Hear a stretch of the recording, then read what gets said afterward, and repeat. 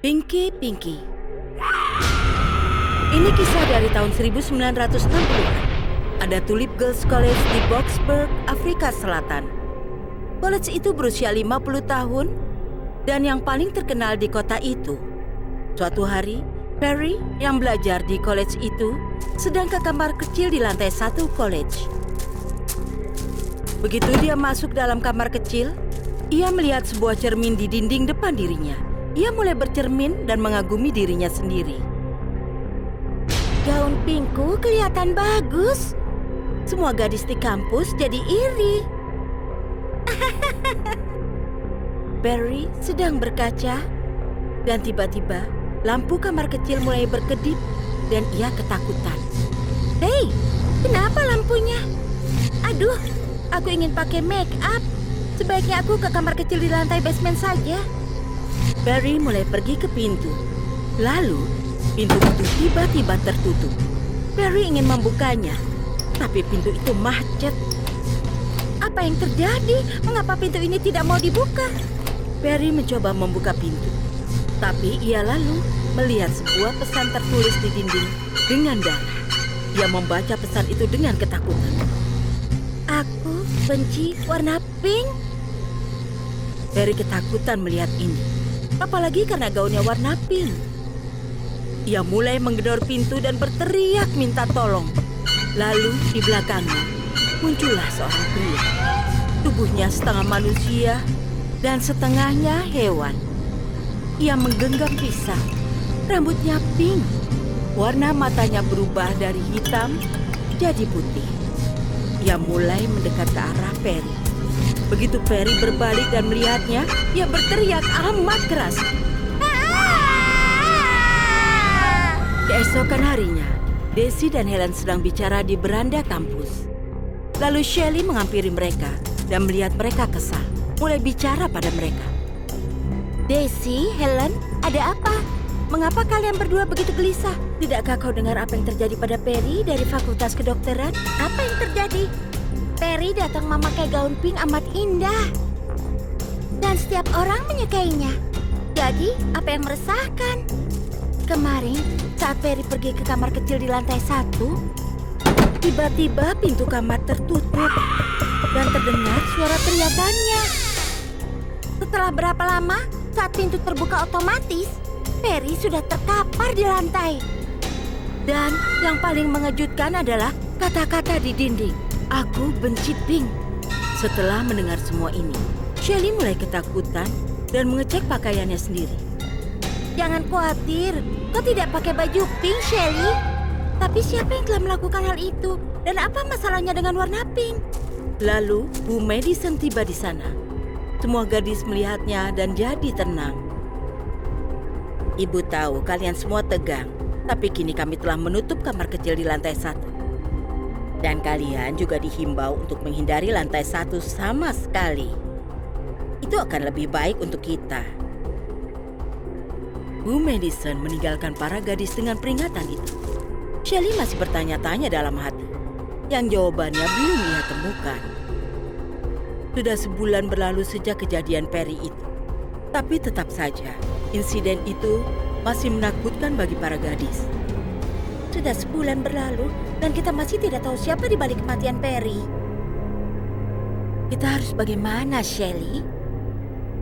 Michelle, seorang wanita tua, petugas kebersihan di kampus, mendengar mereka. Menjauhlah dari semua ini kalau bisa. Aku sudah di sini lebih dari 50 tahun. Percayalah padaku. Shelley, Daisy, dan Helen menatapnya dengan terkejut. Apa yang ibu ketahui, Bu Michelle? Ya, ibu sudah di kampus ini selama bertahun-tahun. Ya, benar. College ini didirikan oleh Pak Tulip 50 tahun yang lalu.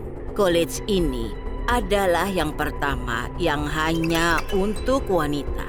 Pak Tulip punya anak laki-laki bernama Max Tulip.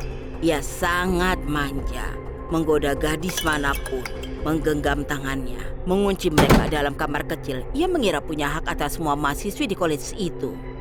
Ia suka warna pink.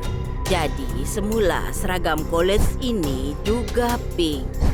Suatu hari, seorang gadis jadi sangat kesal karena ini. dan ia mengurung Meg dalam kamar kecil. Itu adalah liburan college. Dan Meg tewas dalam kamar kecil itu sendirian.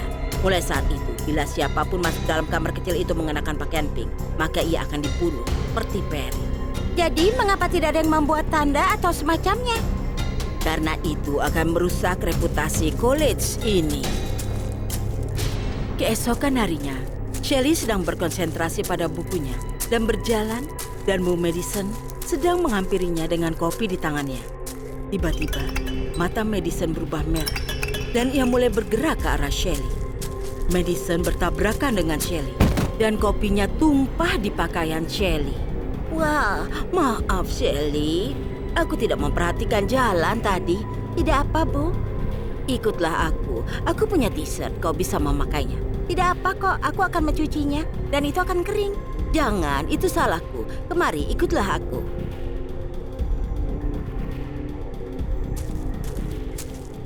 Madison melemparkan kantung pada Shelley. Itu dia, kenakan ini. Kadangkala aku harus begadang di college. Aku harus menyimpannya untuk saat itu. Baik, Bu. Kamar mandinya di sana, gantilah pakaian. Shelley pergi ke kamar kecil dan memakai kaos Bu Madison. Kamar kecil itu amat gelap. Karena itu ia tidak bisa melihat warna t-shirt itu. Shelley keluar mengenakan t-shirt itu dan baru sadar Bu Madison tidak ada di tempat. Kemana ibu itu? Aku harus masuk kelas. Ini sudah terlambat. Begitu Shelley bergerak ke pintu, pintunya dibanting tertutup. Shelley kebingungan dan mendengar suara seseorang datang dari arah kamar kecil. Indranya seperti lumpuh mendengar suara itu. Saat ia menoleh ke belakang, seorang pria sedang berdiri. Pria itu terlihat ngeri. Shelley berteriak melihatnya. Siapa kau? College ini milikku. Namaku Max, si pemilik. Shelley gemetar mendengar nama Max. Kumohon lepaskan aku, tolonglah. Mengapa kau mengenakan warna pink? Apa kau tidak tahu aku benci pink? Pink? Aku tidak. Ia terkejut saat melihat dirinya sendiri. Ia sedang mengenakan t-shirt pink. Ampun, bebaskan aku.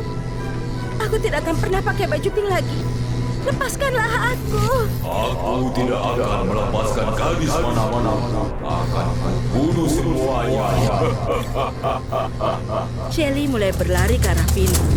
Dengan sihir Max mengangkatnya ke udara dan membantingnya ke tanah. Shelley mengerang kesakitan. Dan Max menghampirinya dan menjambak rambutnya. Aku tidak punya teman di kamar kecil ini.